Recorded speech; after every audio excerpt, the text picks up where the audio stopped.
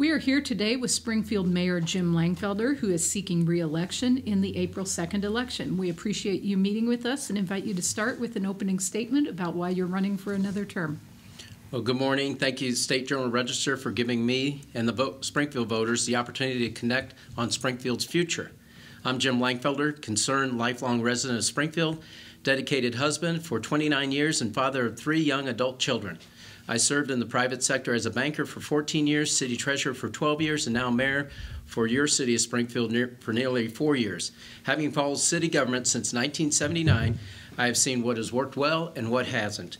I decided to run for mayor in 2015 because Springfield was at a crossroad. The city had a structural financial deficit, and we could do better. CWLP facing potential bond default, Oak Ridge Cemetery operating in the red, rising police and fire pension fund payments. Under my leadership, the City Council made tough, nonpartisan decisions, and we overcame these challenges, saving millions of dollars by eliminating early retirement spikes and renegotiating the coal contract. At a time when government was being downgraded because of no state budget, our proactive measures were rewarded, going from a negative to a stable outlook for city water, light, and power. We cut expenses and reduced headcount, operating at a 20-year low while providing additional services. We achieved Class 1 fire department rating. We completed the long overdue 11th Street and 7th and Stanford extensions while doing over $160 million in sewer, street, and sidewalk improvements throughout Springfield, creating 1,200 jobs and impacting 2,000 other jobs. We funded Oak Ridge Cemetery with hotel motel, Lincoln Library with telecom, and police and fire pension payments with sales tax revenues. Now Oak Ridge Cemetery is operating in the black. Lincoln Library expanded its outreach services, and we are in a better position to fulfill our future obligations. We have given people a voice in our city government through our 40 ward plan meetings and opened up the doors of opportunity. I would appreciate your support in the April 2nd election so we can continue the momentum for a brighter future for all of us. Okay, great, thank you. In specific ways, how is Springfield better now than when you took office? Well, specifically with city government operations, it's better because of our ward plan meetings. That was a outreach effort that really drew in all council members so they had a clear understanding what's important to the citizens within their ward and also priorities that they have for the city of Springfield as a whole. And that really helped us grow together as a community where others have struggled in the past with regards to that. But with regards to economic development, just drive around downtown or throughout town. LRS had a $20 million expansion. We participate through an enterprise project. And really what we've done is connecting our community together.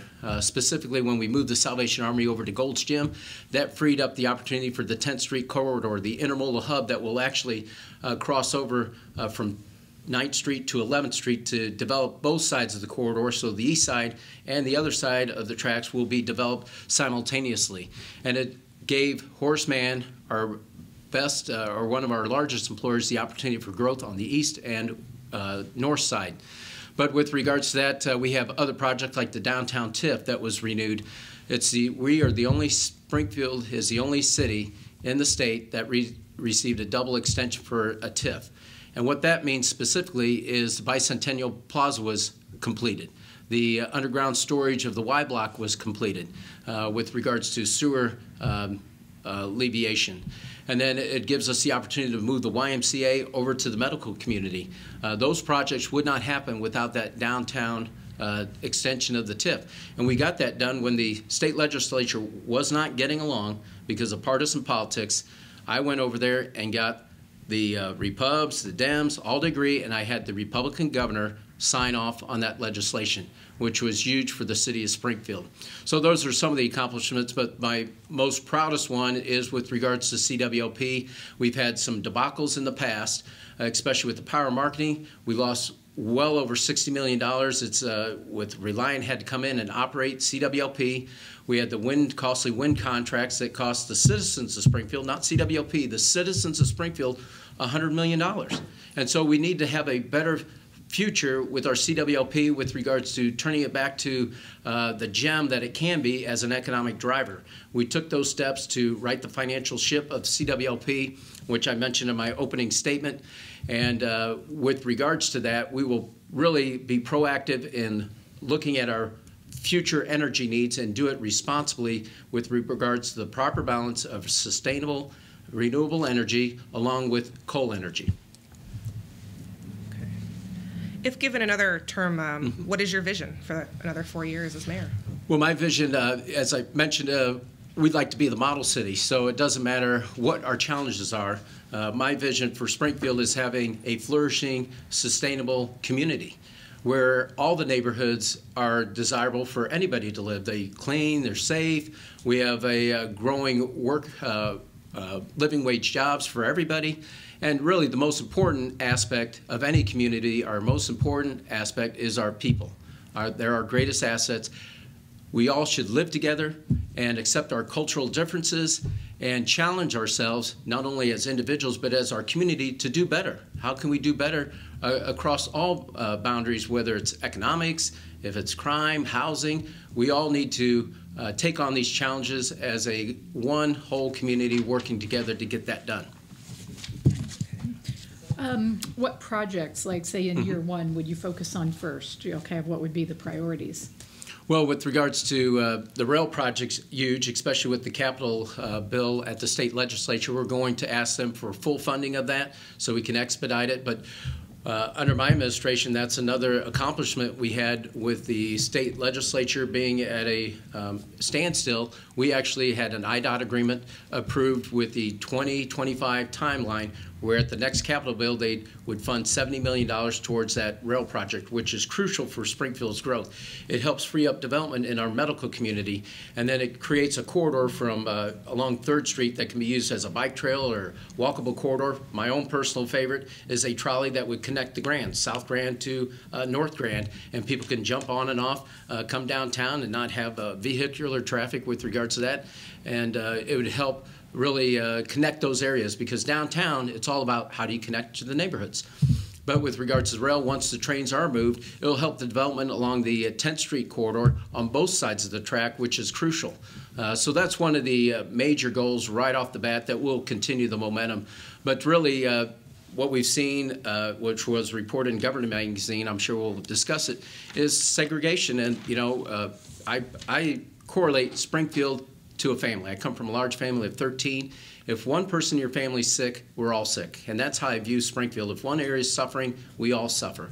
And with that, I have the unique expertise to make sure we have transformational change in the east side of Springfield, and how we are currently doing that with the initiatives that were taking place with the extension of the east side TIF, extending that timeline, the Poplar Place development, which is $20 million being brought into that area, much needed. But the important part of that aspect is the job opportunities for individuals within the neighborhood. We're partnering with Bone Training, Calvin Pitts, and I've talked to the developer, which they would actually work with them to hire individuals within our own community. That's what it's all about. That's how you really close the gap with regards to income.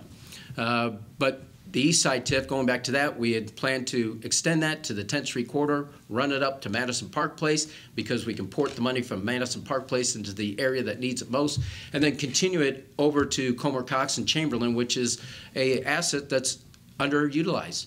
And that's where the Salvation Army moved. And when I talked to the Salvation Army, at that point in time, they were viewed as a homeless shelter. 10% of their services were for homeless shelters. I got them, we listened to the neighbors, and they didn't want homeless services right there, so I talked to Salvation Army. I got them to change their model because they want to help the community out. And what it is we need to stop the proliferation of homelessness. We have people working 2 jobs. People are a paycheck away from becoming homeless. And how do you stop that? And so Salvation Army took that challenge. And so right now, Robert Morris College is back using that facility. YMCA is back using that facility.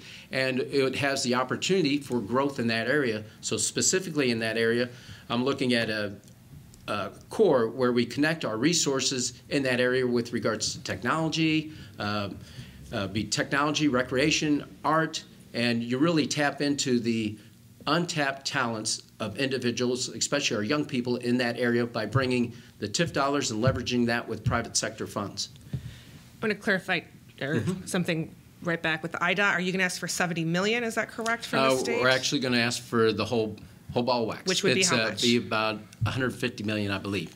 So that's the remaining amount. We're halfway there. The total project was about $325 to $350 million, but we'd asked for approximately $150 million. That's in working with the County Board Chairman, Andy Van Meter, our state and federal governing representatives together. That's what's been the driving force with all of this, how all government levels work together to get things done.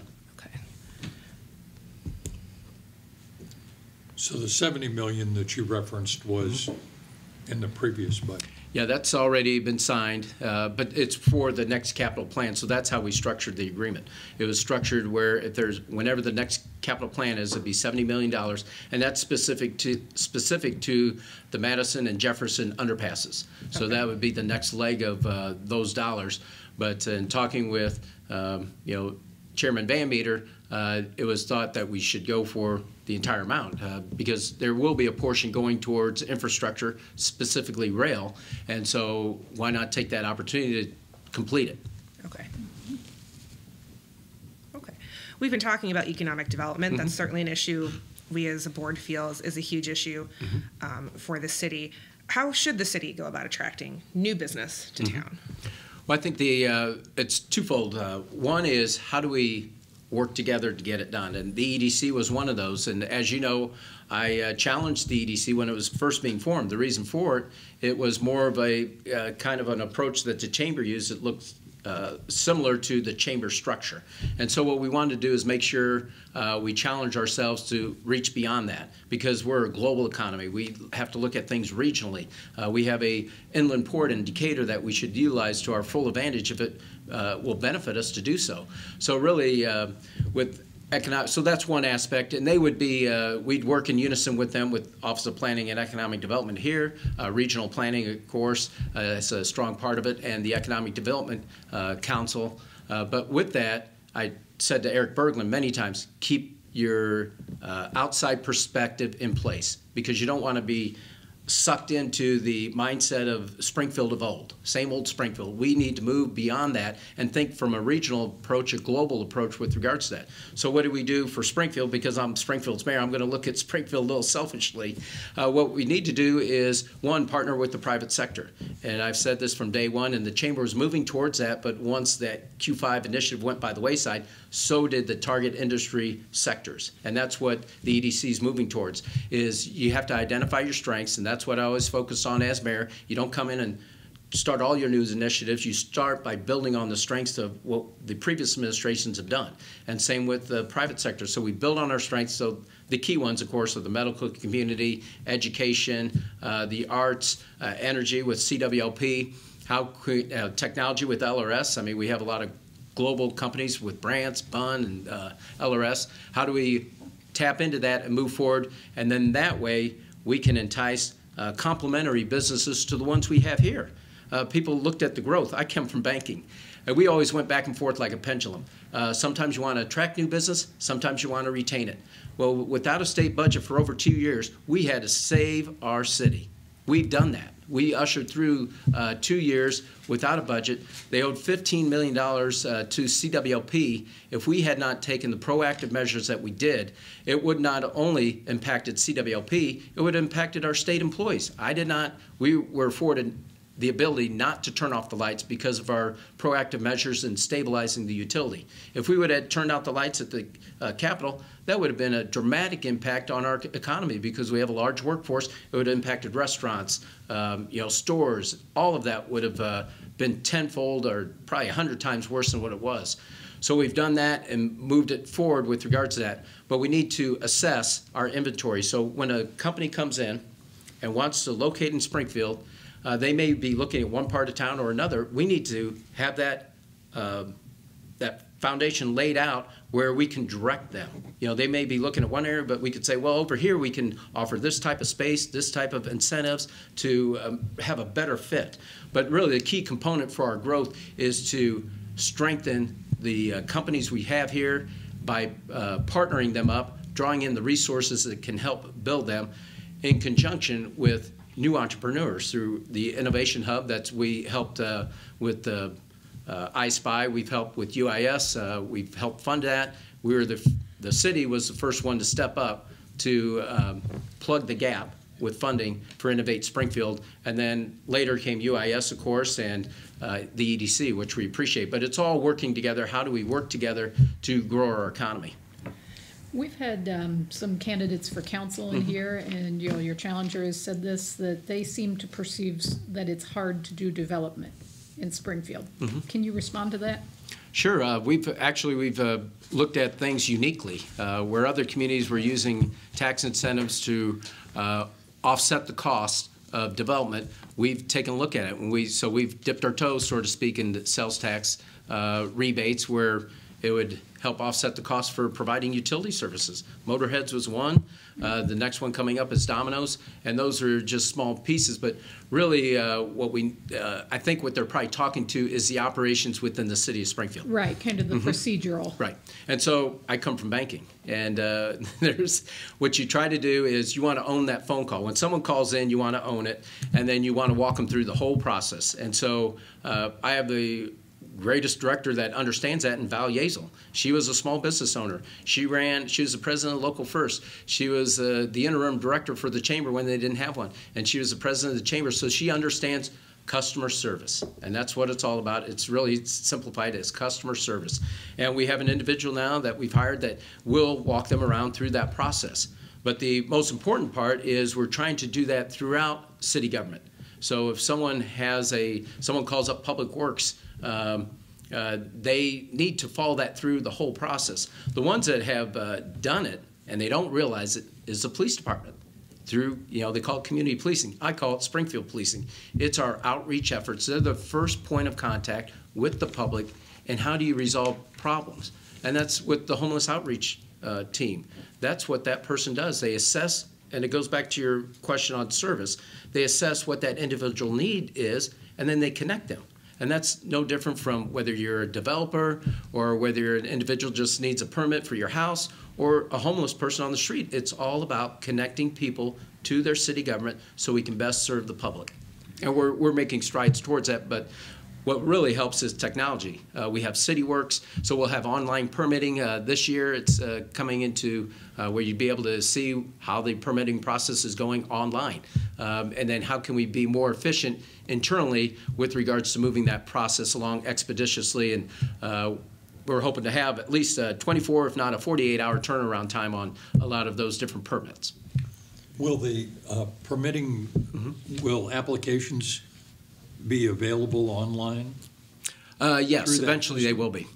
But my idea, I took this back when I was treasurer, so it's been probably about 10 years ago, when same time I approached the Efficiency Commission about consolidating Capital Township, which I'm in favor of. I suggested and made the recommendation that we should have a standardized building process for Sangamon County.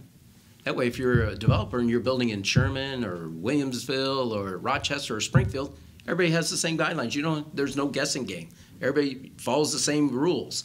And I think if you really want to spur development, that's a key concept to look at. And I'm not saying raise everybody's up to Springfield standards, but there has to be a happy median where it makes sense for us to grow as a regional community.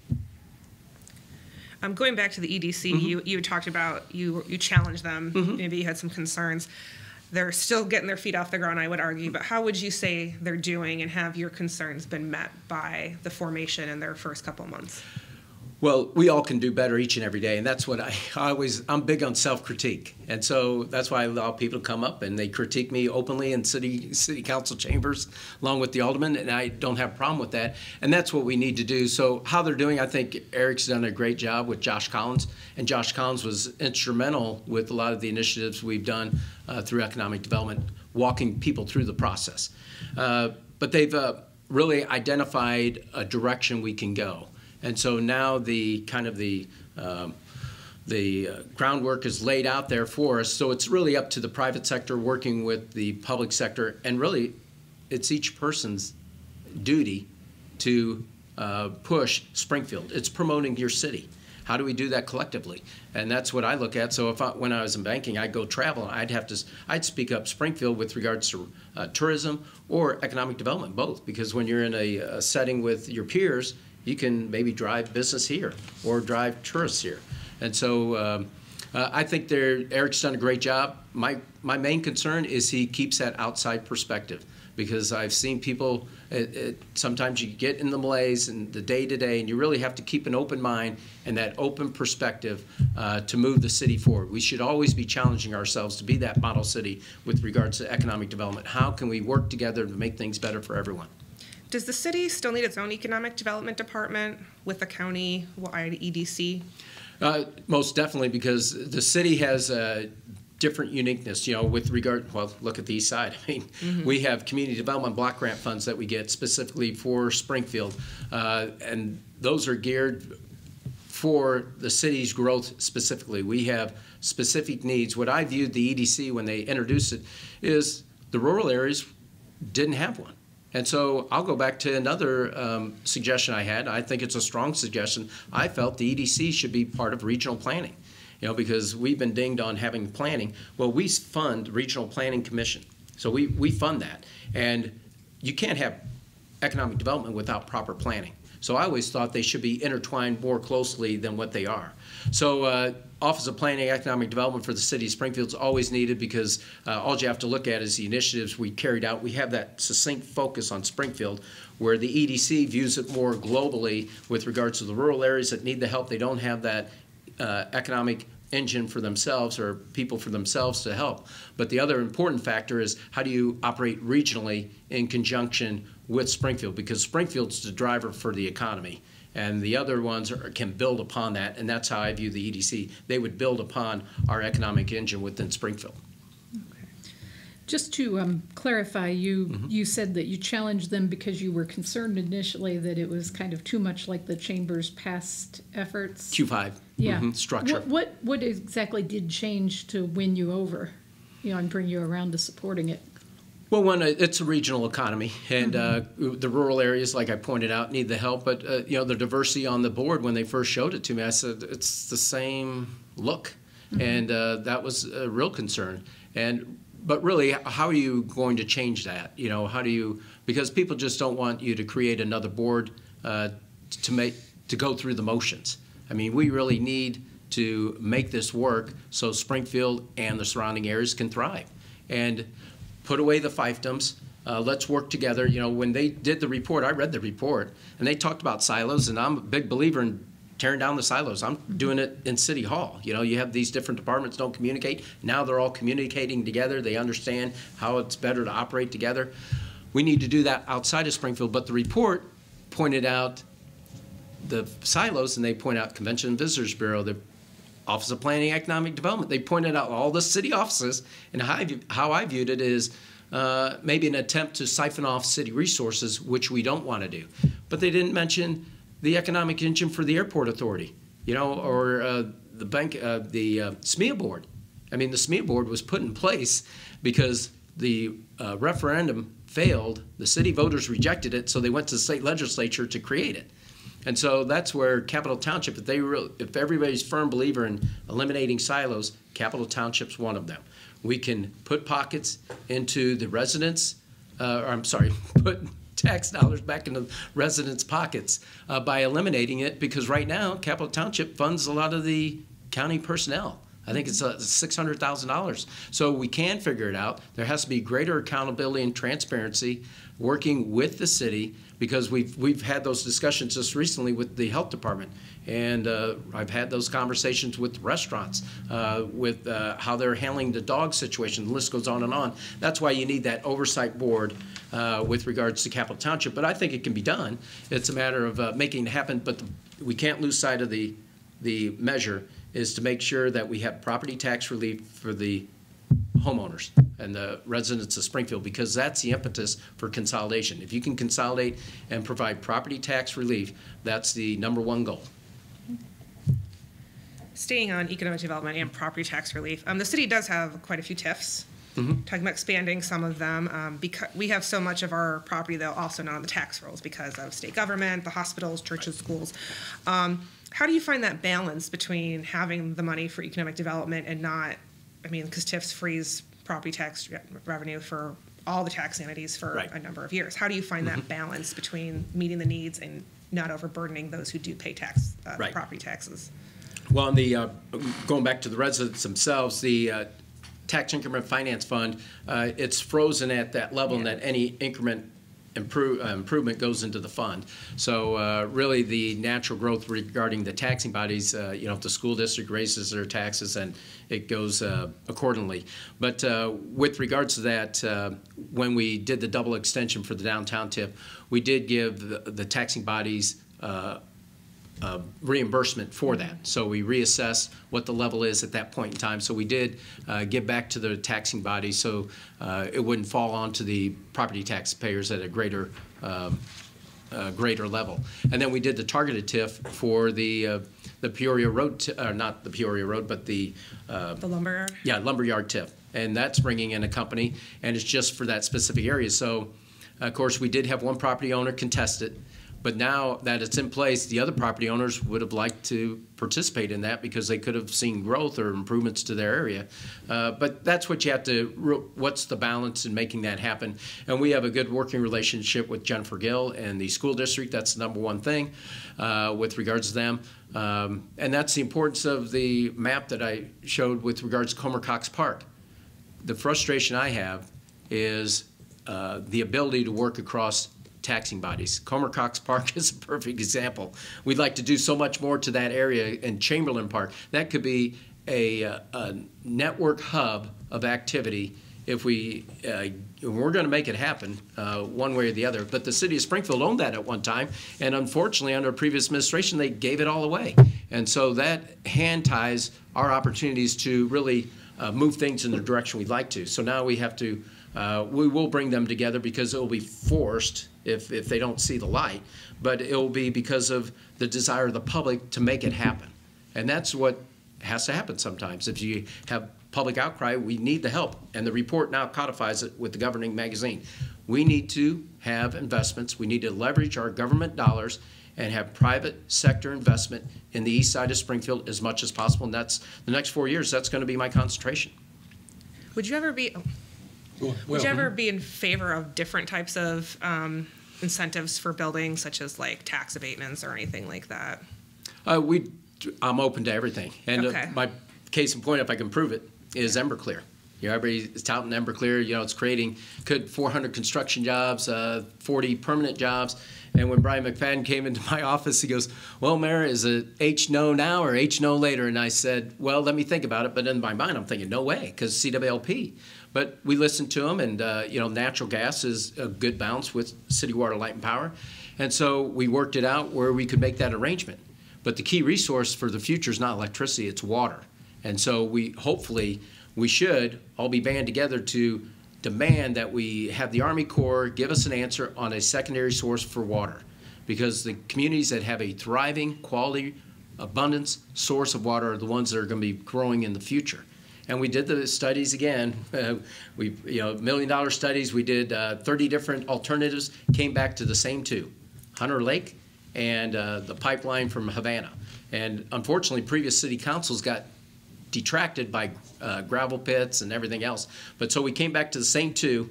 And just to give you a concept of what it would take to build a pipeline 50 miles, we just opened 11th Street Extension. It goes a quarter mile. It took us 50 years. So there's no way you'd be able to build a pipeline 50 miles. So we're looking for Hunter Lake to be built. We can supply the water to Emberclear, and it would have a regional aspect with regards to recreation, and that's all economic development, but it's recreation, economic development. I think the job potential is upwards of 1,500 jobs. And so we partner with DNR to make that happen, but really it has to have a public outcry with the same fever that they did with Emberclear.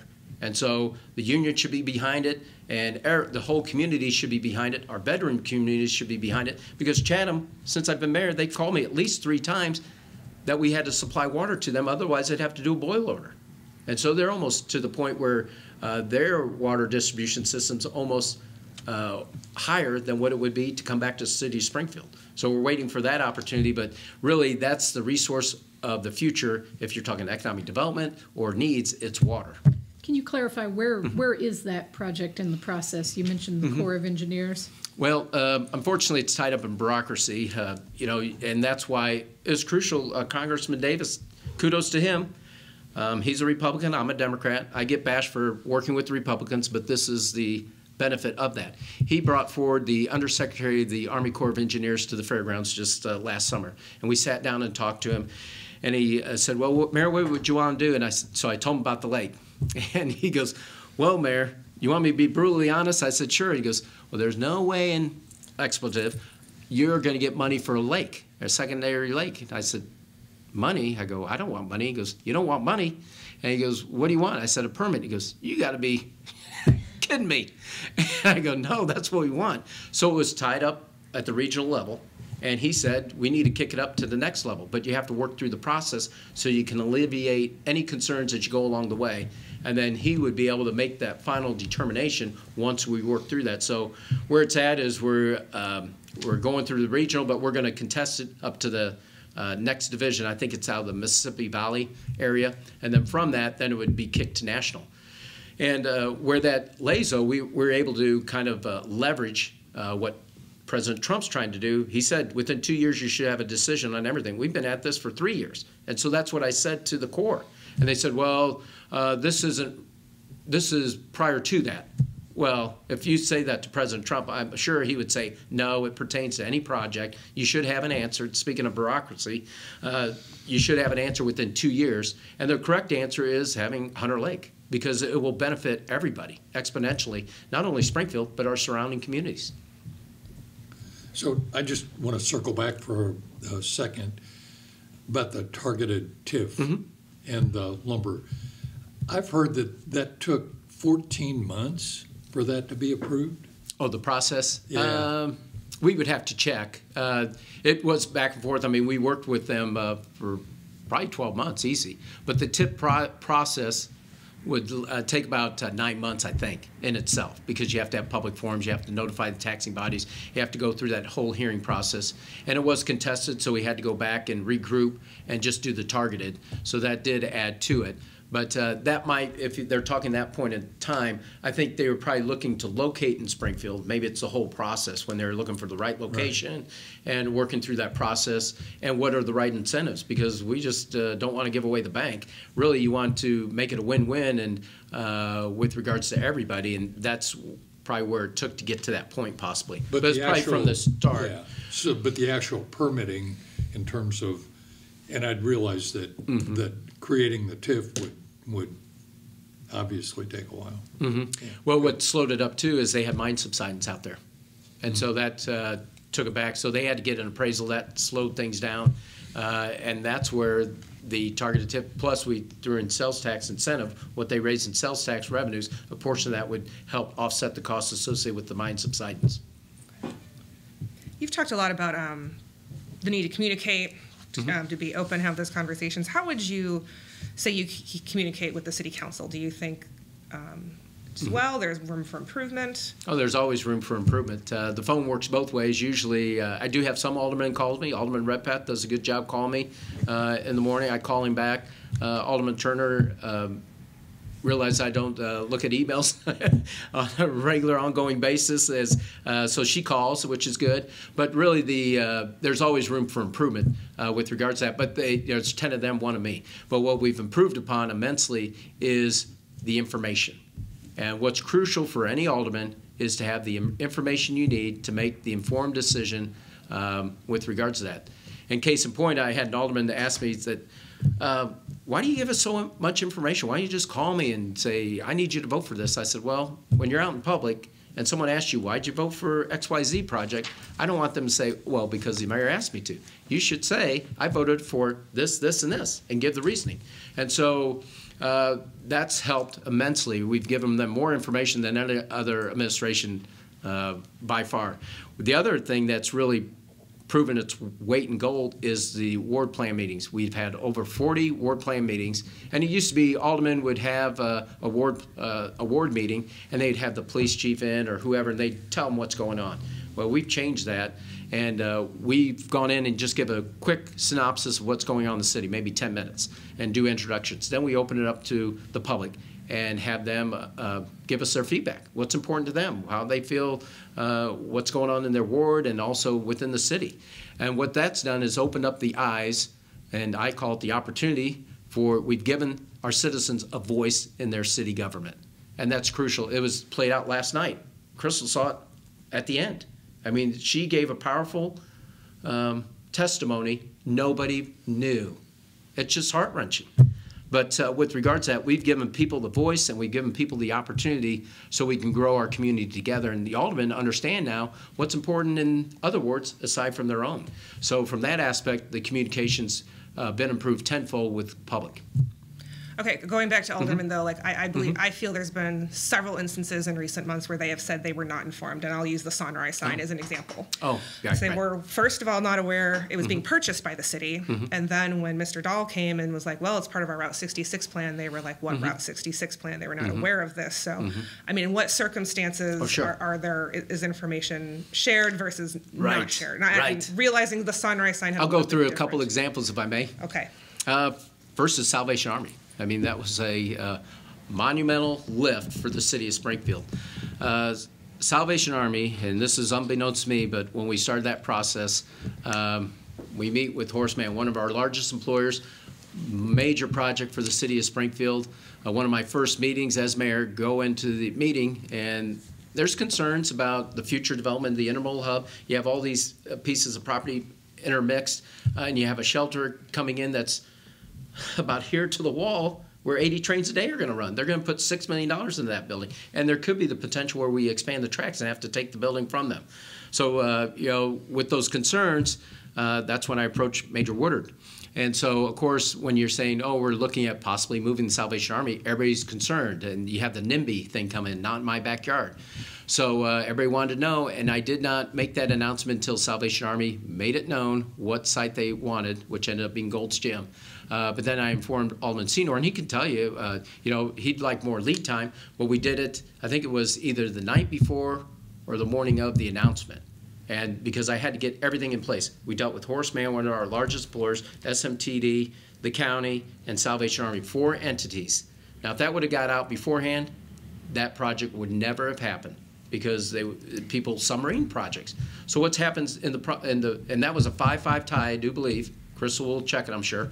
I think I had to cast the deciding vote. But the aldermen that voted against it now tout that it was the right move to make. But that took courage. That took difficulty. Supporters were yelling at me. They, you know, calling me names right in the council. I mean, it breaks your heart. You know, when someone says, I voted for you, you're doing this to us. But you have to look at the vision and really where we're going as a community. So that's the reason why you have to share it at the right time, otherwise the projects don't move forward. But what that's done is move the buses over to, it's off Capitol Avenue, made it safer, onto the 11th Street.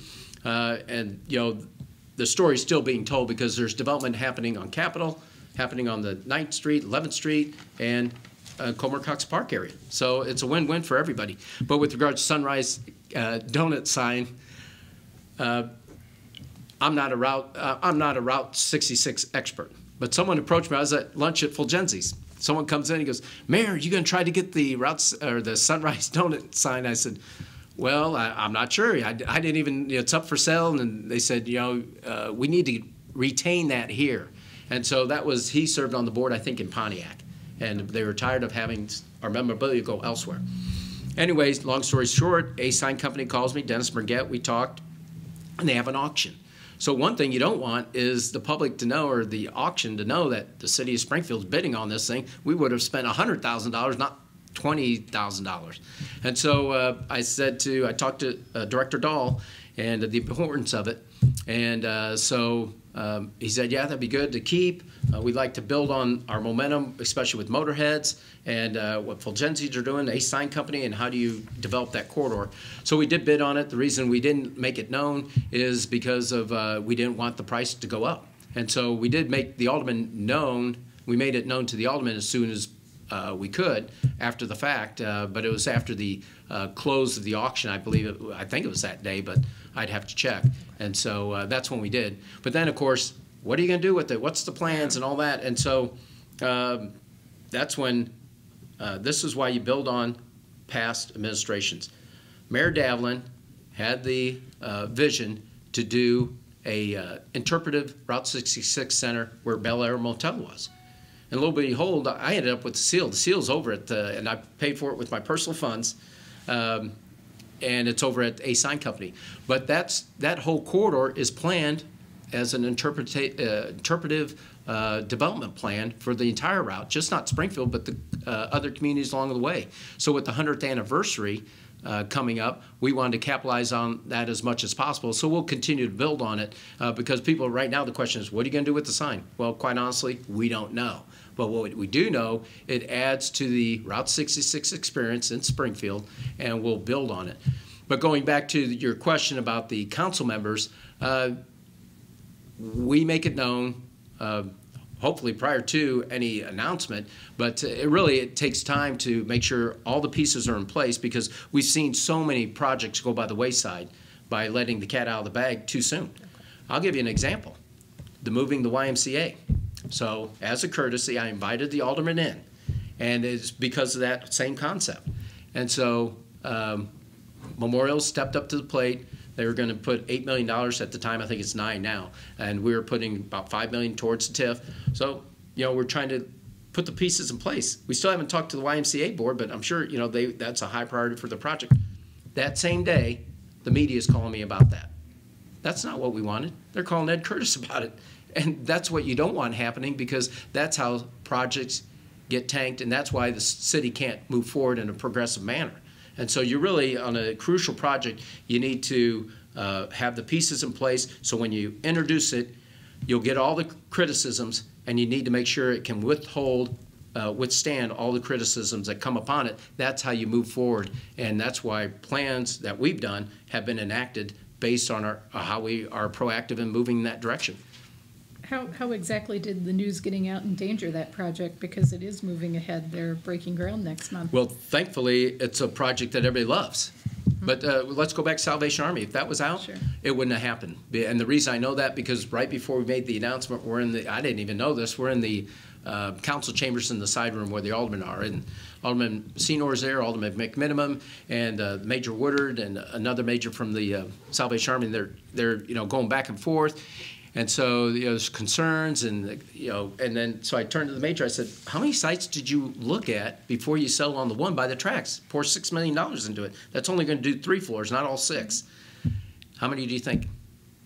45. Oh, that's good. Did you read that? No, you told us that before. You have a good memory. So, and that's the point. I mean, I was shocked when she told me that. I was thinking 6, 7, 8, maybe 10, 40 some sites. And so that's the difference. But the YMCA, that was a goal for theirs to move, but everybody, loves the Y, who wouldn't want that? So when you talk about being endangered, you mean in a kind of theoretical sense? Right, right. Okay. Well, talking about another project, the Y block. Everybody's favorite block now. Yes, everyone's favorite block. There's been a lot of there was a lot of back and forth about whether to tear it down, and then that came down, I think, early 2017. And there's now been 2 requests for proposal about what should go on that block. Neither one's resulted in a project yet. So, what's going on with the Y block? Well, I'm excited about the Y block. It has a lot of opportunity right there, and I can't thank Senator Menard for taking a leadership role and pushing an initiative forward to gain excitement. He did the $50 million ask, or he said he is considering it or will do it, to the capital project with the university presence, I think specifically SIU. But what that's done is really ramped up the excitement and kind of motivated others to act. So I think my personal favorite, of course, is having a university presence on there in conjunction with green space, which would have to be fountains. So you have water in the summer and ice skating in the winter, and then shops that would correlate with all that. But it has to be blended nicely with regards to the Bicentennial Plaza and the mansion and all that development. So it has to go in that area. So I'm excited about it, and I think it's going to happen. I think it could be a UIS-SIU collaborative, or it could be one or the other. But the future's bright with regards to that. And what you don't want is to move hastily and making a decision and wishing you would have had that opportunity back. And that's why we've taken our time. And the other part of it is, quite honestly, is the financial resources. That's why the East Side's struggling. You have to have the financial resources to get things done.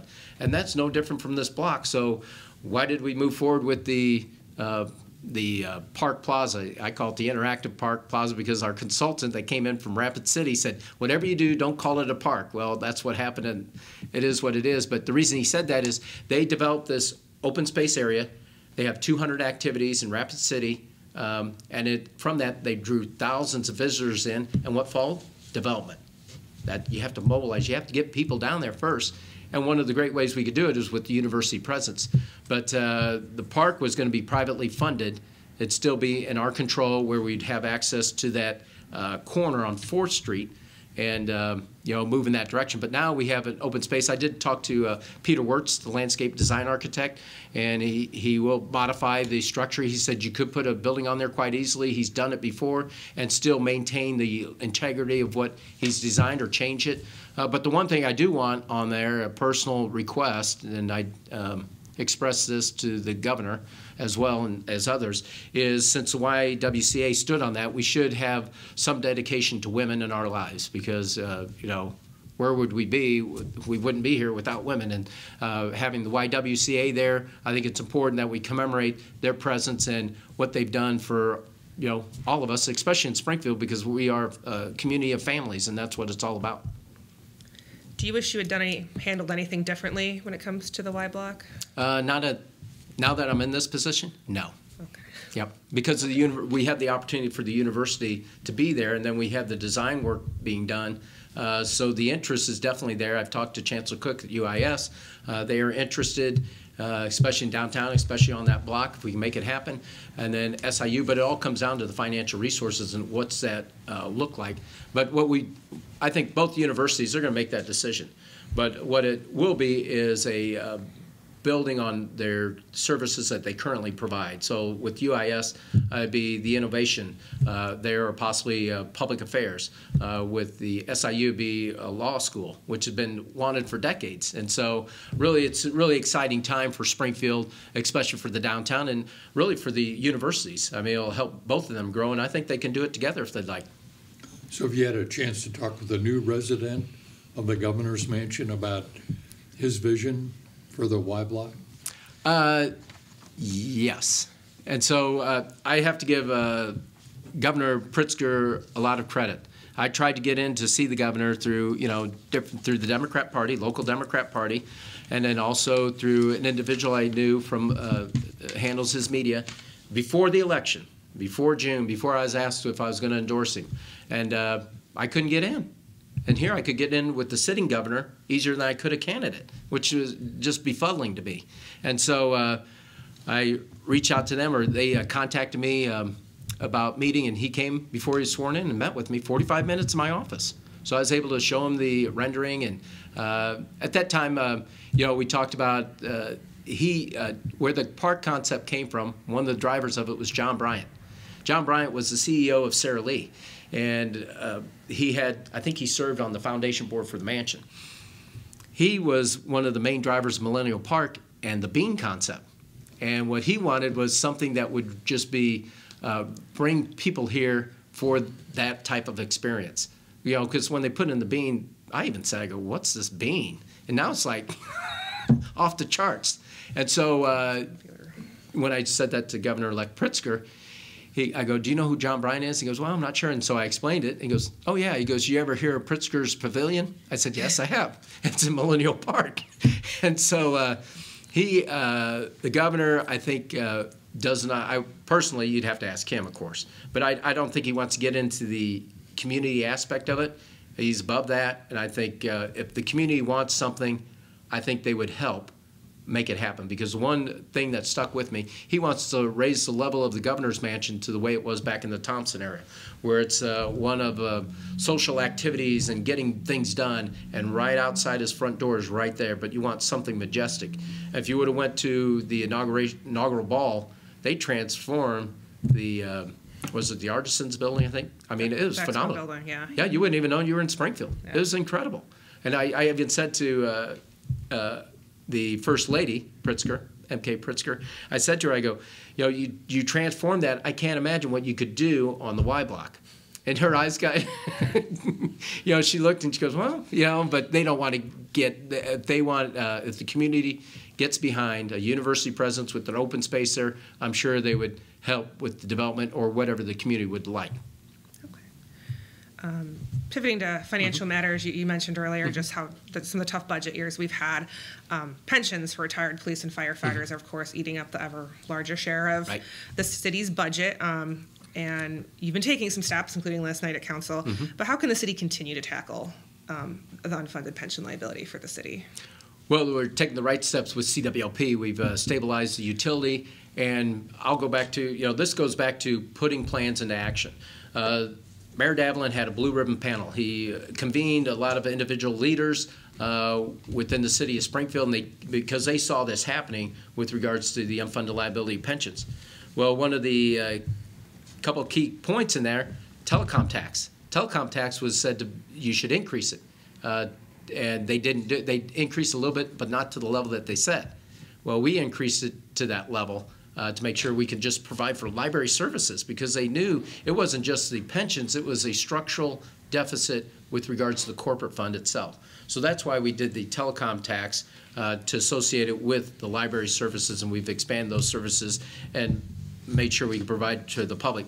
But with regards to pensions, they looked at the utility as the driver. So they did do the rate change, but unfortunately, with the change of the economy, it didn't correlate to additional payments, and actually CWLP, had a larger structural deficit than they realized, and they couldn't make any additional payments. When we came in, like I said, there was a negative outlook with regards to the rating of the utility, and so people forget we foregone $4 million to the corporate fund. We kept it with the utility, $4 million, and that's one of the reasons we did get the upgrade from the rating agencies, because they said we're doing proactive measures to stabilize the utility.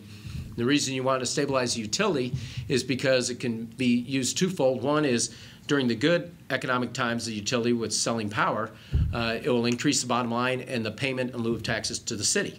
And the reason you have that is because other municipalities receive payments from taxable entities like Ameren, Silco. They receive those benefits where the city owns its own municipal power. That's why we do the payment in lieu of taxes with the utility. So with regards to that, now we have it on firm financial footing. So as the improvements happen with the bottom line of the utility, we'll have those additional dollars come in, and that's the crucial aspect of last night's ordinance that the City Council passed. When we have above 16% balance, which will help meet payroll and everything else, anything above that would be used for an additional pension payment, not what we're obligated to pay, but an additional one. And so that was crucial in moving forward to implement what was said in the Blue Ribbon panel probably a decade ago. So that was a concept, that was a good concept, and I was treasurer at the time, so I realized that, and I moved it forward with regards to that. So the other aspect is CWLP, we're doing the integrated resource plan right now, where other councils failed to do. We took the proactive step to let's take a look at our energy needs of the past, present, and future, and really be proactive in the strategy moving forward. And it's going to be retiring our older units, without a doubt. We're going to retire 31, 32, possibly 33, but how do we move forward to a sustainable future with the proper balance of coal? And that's what we're moving towards. And then you can use it as an economic driver into the targeted areas that we need. So if we want development, or as you were talking about, an outside developer wants to come in, maybe they want to locate downtown or maybe out west or wherever. If they want to, most people want to go out west. So if we want to move them from that, we say, well, you can go out west, here's what we have available. But if you want to go to the east side or downtown, we can offer this incentive through our utility. That's how you can drive development to those targeted areas for future growth, by using CWLP. And that's our vision to move in that direction. We're right there. After we get the integrated resource plan, we'll implement it, and we'll be a lot better off, better than what we are today. We're stable today, but we'll be doing a lot better in future years because of that proactive approach with the integrated resource plan. With pensions, there's a proposal at the state level to combine all the police and fire pensions from downstate. Are you in favor of that? I'm familiar with that because as treasurers, when I was city treasurer, I was president Illinois Municipal Treasurers Association. We had the same backing. We wanted to do the same thing.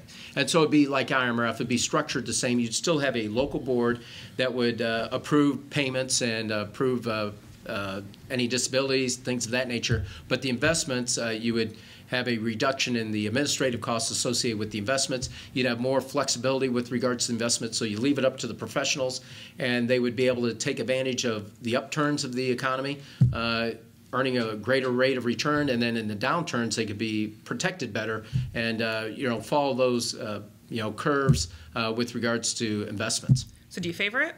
Yes. Okay. Well, I should say I haven't read the whole thing. Okay. But if it's like IMRF, how that's structured, and you still would have local decision making with regards to the pensioners, I'd be for it. But I think it should be consolidated where it gives greater flexibility to the investments by a professional, and then also that you as long as you can show the cost savings and the flexibility with regards to that, and it should be managed quite honestly through IMRF. That's my opinion, because you don't want it turning into another fund where the governor makes the appointments, not the current governors, but Governor Blagojevich. I think he made some appointments that I think one particular pension fund went south, and you don't want that happening. That's why IMRF structure under IMRF would be my preferred alternative.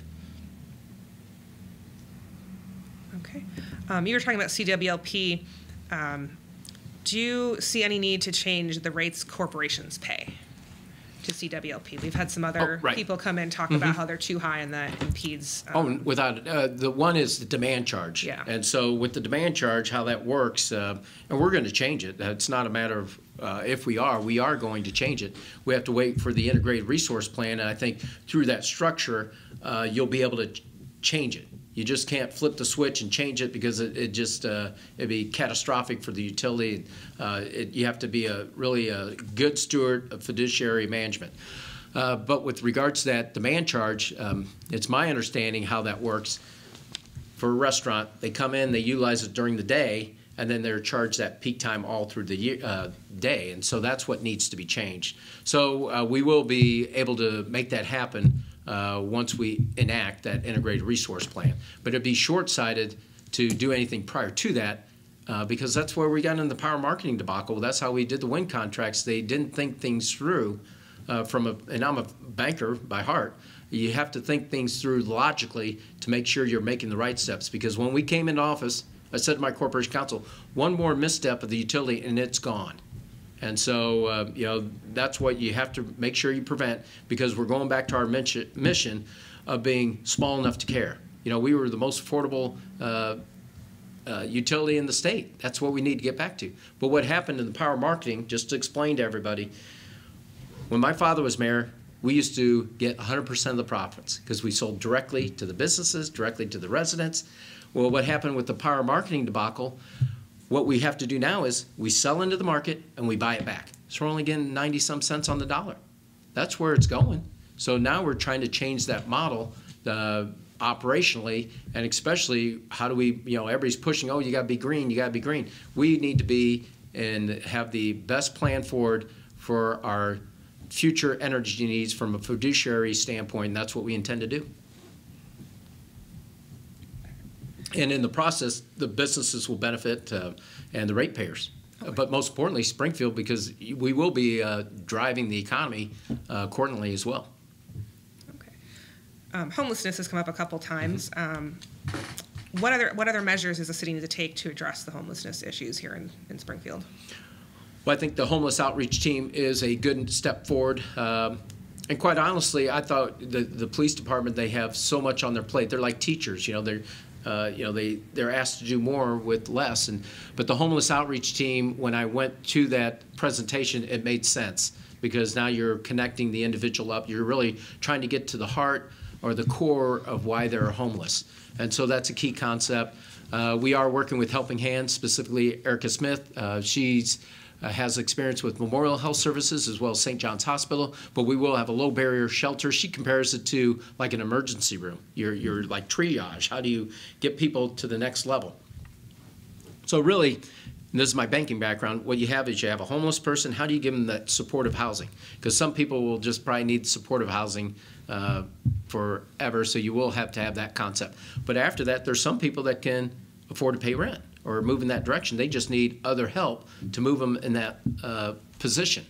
And so that's where you'd work with the housing authority to get them that housing rental assistance, or landlord association, move them in that development. But there's others that might be able to get into a home someday. So you work through Helping Hands or some other housing initiative and work through that process. But really it comes down to the front level is the homeless outreach effort that the police department that we've initiated, and then working with the social service agencies and really getting to the core values like Abraham Maslow's, hierarchy of needs, food, shelter, that's the core, and then how do you build on that to get them to sustainability on their own, hopefully, as much as possible. You earlier brought up the article in Governing Magazine about segregation, disparity, that type of thing. What was your reaction in reading that? Because, Springfield did play such a key role in that series of articles. Well, nobody likes to see their city looked at in a disparaging viewpoint, but they did point out some highlights with regards to that, especially with Poplar Place, and that was that's where we had to hold the developers' feet to the fire. We were in a discussion, Alderman Turner, myself, a corporation counsel, and related, and they showed me a book of all the nice properties they had, and when we're talking, they just weren't getting it. And finally I said, you don't understand the roads. They're supposed to do the roads in Poplar Place, and it's planned unit development, and so we had to take them to court to make this happen. But I said, you don't understand. We're like Ferguson. I go, we just improved all the roads around the development, but inside there we didn't do anything. So here are the residents. I'm a resident there. I don't know anything with regards to government. You see, the roads are being done. Ours is next. No, yours aren't next because the developer didn't do them. But they think it's the city. So, that's the neglect. That people don't understand. And so that's why it was crucial that we had to force the development-related hand in moving the direction. So now we did the model project out there, which people can see, the residents can see for themselves that help is on the way. And so we will, now that the application's filed with IDA, the $20 million application, the management group's going to come in, and they said you'll see an immediate improvement, or the residents will, most importantly, the residents will see an improvement on that property. But that's something that we all have to work together and have a part to play with improving the lives of others. But with regards to Governing Magazine, that's it's a holistic approach. So it's just not the buildings, it's just not the roads, it's the people. How do we move beyond that point? And I'm going to bring this up. One is the local resident ordinance. And the local resident ordinance, I worked with unions, couple unions, to make that happen. And the reason we did that is to get our residents hired, specifically in our low-income areas, north side, east side, wherever, and help them learn their trade. The other caveat was to get more minority participation in the unions. But you fast forward, what it has become is a union versus non-union, and that's never the case. It was supposed to be employing our residents, and then they get the experience they need, and then they would have the background that they would be able to join the different unions. And one union does a great job in doing it, but others haven't. But we're striving towards that. That's why I partnered with Calvin Pitts. Calvin Pitts used to be an electrician. He was in the union at one time. So he has a training center which we help fund on South Grand. And so he's working with 186 on their solar project. They came out and took a look at what we're doing. So we're integrating all these together, but really it's about the people. How do we move them to the next level where they do have where the disparity in income closes, that gap closes, and really the need is through the trades right now. They do have a shortage of tradespeople, and that's what we're working towards by partnering with others. Okay. I got a couple more things I want to get in here before Sure. our time is up. Tourism has been talked about a lot around the Horseshoe the last year. Is the city leveraging its attractions in the best manner it could? Well, Scott Dahl coming on, he's a great advocate with regards to the direction we need to go. When I first came in, international visitors wasn't viewed in the regard it should be. I think we have a lot of international visitors that come, but Scott understands the hotel lodging aspect of it, so he brings that perspective. And really it's everybody's responsibility, or maybe that's too strong a word, but hopefully I think he'll be able to motivate people to, as a community, to promote Springfield. and promote the area, because it's all about Lincoln. How do we build on it? But it's Route 66 and everything else. But I'll go to just give you a viewpoint of things. That Lincoln Herndon Law Office, that's another initiative we got done when partisan politics couldn't get anything done. We were able to work with the state of Illinois to open up Lincoln Herndon Law Office. It's been closed for over 4 years, I believe, and now it's a visitor center. I had to fight hard to make that happen, but we were able to get it done. And so you should go in there because it promotes Springfield as a whole, you know, the different aspects of that. But Scott Dawes, he's a great inspiration. I've gotten a lot of compliments from him. But I do need to give kudos to Julia Frevert, my communications person, because she's really opened up the lines of communications by doing e-newsletters to our neighborhoods, and now we're doing them to individuals. But the other aspect is our online promotions, but most importantly, our partnership with HIP Advertisement. They saved us through a difficult time where the previous director had the marketing in-house, and then I wanted to tell Springfield's story. And that's what it's all about. How do we promote Springfield? How do we tell our story? And tourism is a key component. Well, we received through the Illinois Office of Tourism, we received for our Abe's Hat Hunt, and it kind of ties in with the Route 66. Abe's Hat Hunt was a simple game that we utilized. I think Julia saw it at Disney World. And what you do is you have Abe's different colored hat posted at different sites. So an individual would go to Rachel Lindsay House or the Capitol, then you have to look for his hat and put the sticker in, then you come for the bicentennial patch. Well, it got people to go to places they would never visit. We can do the same thing with Route 66, but we received the Illinois Office of Tourism Award for that. And plus, with HIP's efforts, they were able to promote Springfield in a broader regional aspect. And then they received the award as well through CVB on the most bang for the buck, to put it in my layman's term, with how they leverage their dollars for outreach efforts to promote Springfield. And you brought up earlier Capital Township. Just like everything, we're moving in the right direction. No need to change. You brought up earlier Capital Township, how you thought the efficiency, there could be efficiencies there. Where is the conversations with Capital Township? Well, we're going to regroup. Actually, I'm going to send a letter to the editor, with my opinion on it. I think we need to move forward with, personally, I think it should come to the city because they are city taxpayers, but I'm okay with it going to the county because, like I said, I think over $600,000 is being paid towards wages, and a lot of that's at the county. So it's really how do we work together to get it done. So if the county wants to have it, they cannot get it done without our support because you have to go get approval through the legislature. But the bottom line is, we have to provide that property tax relief to our residents. So say the county does not want to do it. And that's what I was afraid of. I wasn't sure at the end of our conversation we had at Citizen Club, I wasn't sure if they just did that, to kind of stonewall the city's efforts to consolidate it. And that should not happen. What we should do is work together to consolidate it because we can utilize our dollars better to provide for the homeless. We can provide for the individuals that need the income or the energy assistance a lot more effectively and efficiently and save tax dollars while giving property taxpayers dollars back in their pockets.